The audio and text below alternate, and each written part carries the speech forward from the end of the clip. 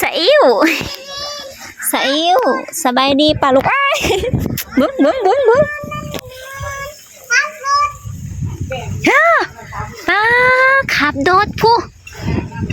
ป้าตัวสะอิ่ว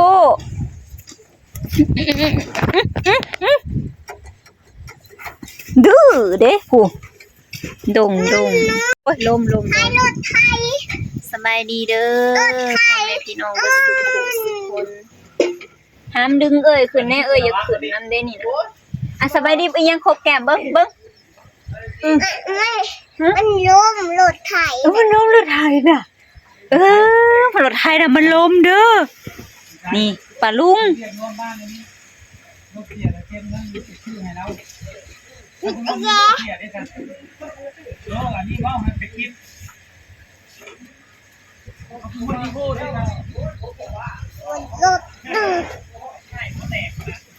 บรรยากาศก็หนาวลมดูไม่หน่อยพี่น้องหนาวขึ้นใช่เห็นบ่รถข้าวบ่มาสิขึ้นน้ำนี่โอ้เหยียบบังได้นี่นะป้าคนยังพี่ถึงบังพี่บังพี่ยืนสับรูสับลามอยู่พี่น้อง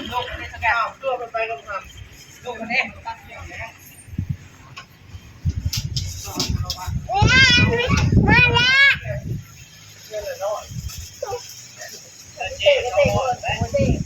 ขึ้นมาได้ยินว่าจักเฮ็ดอีหยังแล้วเนาะพี่น้องซุมนุ่มซิมนิ่มแป๊บนึงซุมนุ่มซิมนิ่มแหละอันรถเสียเนาะพี่น้องรถจักรเนาะคนพระเจ้าหลับอยู่ในบ้านสะฮงกับโจรก็มีพี่น้องฮะเกียร์ลงเอาเกียร์ลงโอ้ยจะเกียร์ขึ้นเกียร์ลงโอ้ยพี่ชังเนาะไปผู้ขึ้นเด้อผู้โอ้ยลมกับพอลมนะพี่น้องเนาะไปขึ้นพี่ทางขึ้นก็ได้พี่จัดได้บ่นี่โอเคขึ้นแล้วเด้อฮึบมาสินั่งทางนี้ลงก่อนสินั่งบ่บังคับนั่งในกลางลงก่อนแป๊บนึงฮึบขึ้นบัดนี้โอ้มาเด้อนักบ่สบายดีบ่ลุงไม่เห็นลุงบ่ลมหรอกนั่งลุงกินลุงเพิ่นก็เฮ็ดเป็นเด้เขาเลขพี่น้องหนาวเด้ป้าลุงบอกป้าลุงนะแม่ว่าหนาวนั่น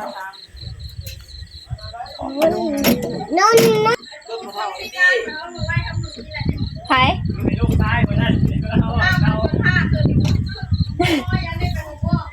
เพิ่นคือบ่ถ่ายประจานถ่ายคลิปไว้ไอ้แก๊สรีบแม่เพิ่นว่าเบิดแก๊สสิให้โลหะครับซื้อมาให้น้องกินยังน้องเก็บท้องให้เนาะลูกมีมาให้เด้อเฒ่าอันนี้เล่าดื้อเด้อนี่เด้อคือบ่ใส่แน่เสือแขนยาวนั่นบ่รอปิดกระแตแล้วเพิ่นขับรถมักแห้งคือยังนี่อันขับรถนี่นะ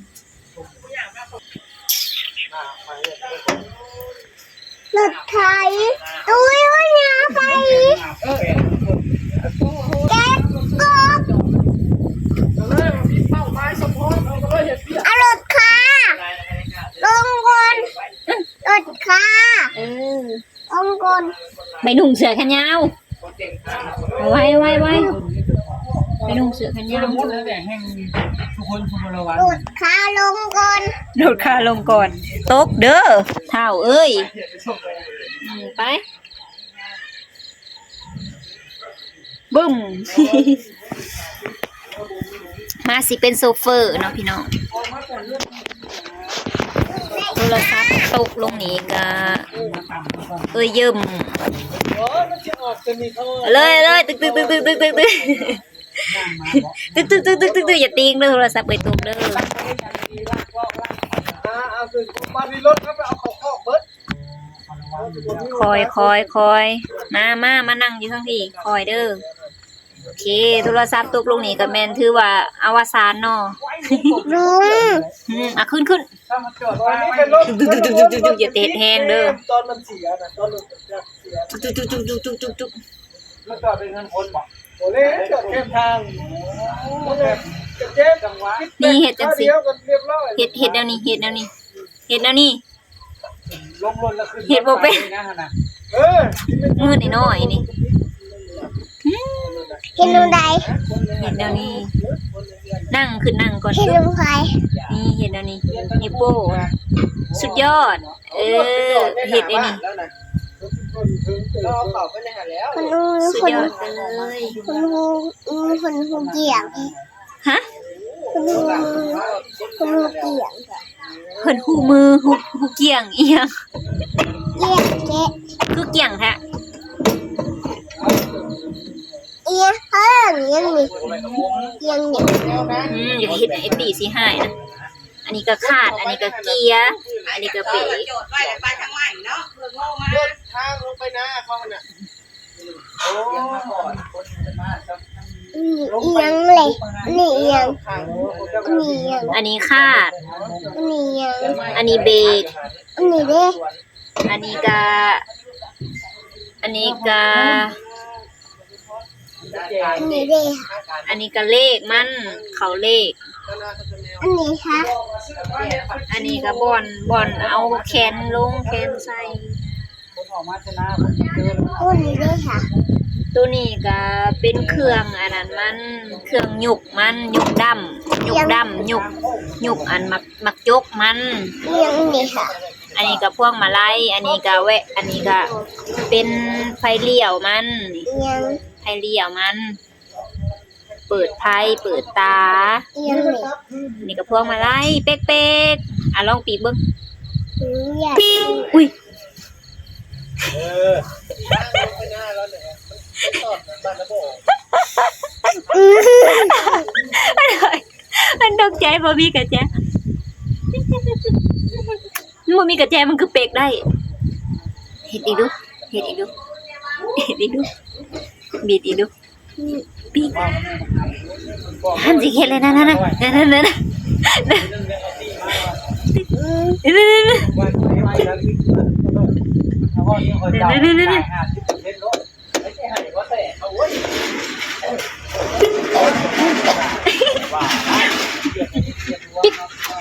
ปิ๊กนั่นไม่ว่าสิลงไปล้างผักให้มันเมื่อไปเลยกูเด้อปิ๊กเดี๋ยวปิ๊กเฮ็ดดูปิ๊ก ข้าวจับลูก นั่งนี่ลูกก่อนสิลงดิ ข้าวจับก่อน พาจำก่อน ทางบ้านได้คนเดียวเขาบอกว่า ลุง เขาบอกไปว่า ลุง จำ กันได้ลุย ลุง ปลาลุงปลาลุงเอ้ยอย่าเฮ็ดมาลงก่อนสิอุ้มเจ้าลงเด้อขับรถไถโอ้ยมาลงมาขับรถ บ่มานี่เด้ในตู้นี่ เพดานนั่นแล้วเด้อพี่น้องบัดนี้ คุณ นะ เอาไปเสียบจุดเดินผมมันจังกันอ้วน เฮาสิเว้าใส่มันนี่มันไปใส่ละบังหำเนาะ ทันได้แล้วทันได้ดี เพดานกินจนหักออก แพ้ฮู้เพิ่นสิมีโครงการเฮ็ดหมูกระทะพี่น้องนี่ปาดอันนี้ก็ซีนสันอีกแหละแบบนี้แหละเมื่อคืนนี่นะอันนี้อันแบบนี้แล้วเฮาบ่เอานะมื้อวานนี่นะมีแต่ไขมันที่เอาหัวเนี่ยหอมใหญ่ก็กินได้แล้วก็มีอีหยังแน่น่าจะสิเริ่มเลยบ่นี่นะ ว้ายเริ่มแล้วกูเสียบยาวกูอยากกัน เฮาก็อิ่มละคันให้เฮ็ดก็สิเฮ็ดให้ เดี๋ยวมาชิมแล้วเลย โอ้เสร็จเนาะ ทานให้ถูก หน้าอะไร ค่ะครับป่วยนี่ตกปุแตกอันนี้จะ ซีนสันคอสไลด์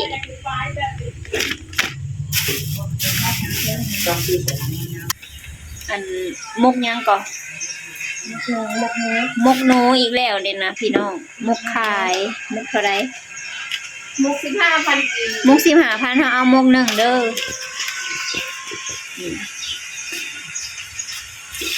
มกหนูใครแต่กินหนูเนาะ เรื่องใกล้เลยกินฟรี เพื่อนขางเพื่อน เอฟซีเด้